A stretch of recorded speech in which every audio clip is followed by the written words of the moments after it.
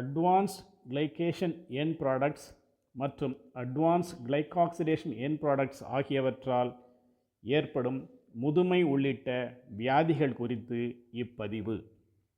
நாம் உண்ணும் உணவில் உள்ள சுகர் மற்றும் புரோட்டீன், லிப்பிட்ஸ் மற்றும் நியூக்ளிக் ஆசிட்ஸுடன் இணைந்து உருவாக்கக்கூடிய அட்வான்ஸ்ட் கிளைகேஷன் எண்ட் ப்ராடக்ட்ஸ் மற்றும் அட்வான்ஸ்ட் கிளைகாக்சிடேஷன் எண்ட் ப்ராடக்ட்ஸ் ஆகியவற்றால் செனசன்ஸ் எனப்படும் முதுமை, சர்க்கரை நோய், இரத்த குழாய் நோய்களான இரத்த கொதிப்பு, இதய நோய்கள், சிறுநீரக நோய்கள் உண்டாகின்றன என ஆய்வுகள் தெரிவிக்கின்றன.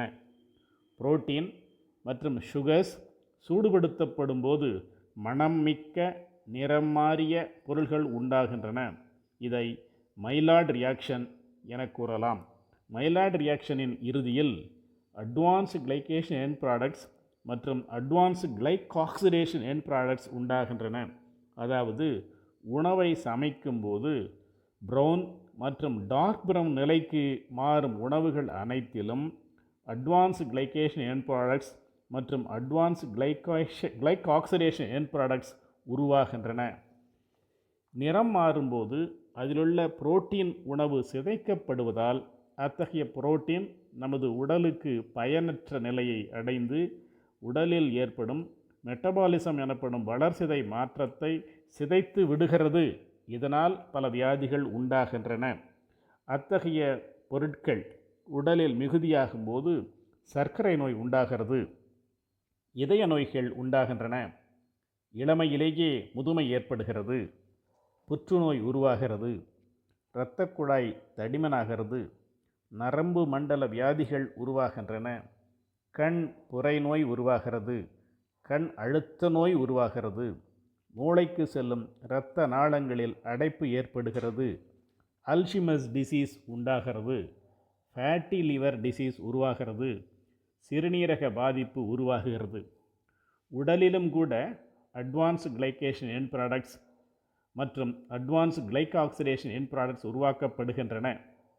3 மாத சராசரி சர்க்கரை அளவை குறிக்கக்கூடிய HbA1c நமது உடல் உருவாக்கக்கூடிய அட்வான்ஸ்டு கிளைகேஷன் எண்ட் ப்ராடக்ட்ஸ்களுள் ஒன்று. ஹீமோகுளோபின் எனும் புரோட்டீனோடு சர்க்கரை ஏற்படுத்தும் மாற்றத்தினால் HbA1c உருவாகிறது. அதனால்தான் HbA1c மிகுந்தால் சர்க்கரை நோய் கட்டுப்பாட்டில் இல்லை, அதனை குறைக்க வேண்டும் எனும் ஆலோசனை வழங்கப்படுகிறது. நாம் உண்ணும் உணவில் நாளொன்றுக்கு 15,000 யூனிட்ஸுக்கு மிகாமல் அட்வான்ஸ்டு கிளைகேஷன் எண்ட் ப்ராடக்ட்ஸ் இருந்தால் நன்று. விளைந்த நிலையில் உணவுகளை உண்ணுவது முதல் நிலை, அன்ப்ராசஸ்டு ஃபுட்ஸ். சமைத்தல் 2ஆம் நிலை. பேக்டு உணவுகள் உண்வது 3ஆம் நிலை. நிறம் மாறும் அளவுக்கு மாற்றி உப்பு மற்றும் சர்க்கரை சேர்த்து தயாரிக்கப்படும் உணவுகளை அல்ட்ரா ப்ராசஸ்டு ஃபுட்ஸ் என கூறலாம்.